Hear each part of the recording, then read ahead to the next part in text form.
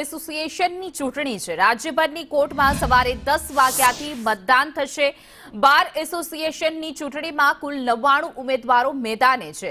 99માંથી 20 મહિલા ઉમેદવારો ચૂંટણી લડશે। રાજ્યભરમાં 87,000 વકીલો મતદાન કરશે। રાજકોટમાંથી 5 ઉમેદવારો મેદાને છે। ઉમેદવાર દિલીપ પટેલ છેલ્લી 2 ટર્મથી ચૂંટાય છે। રાજકોટમાં 4,400 વકીલ મતાધિકારનો ઉપયોગ કરશે।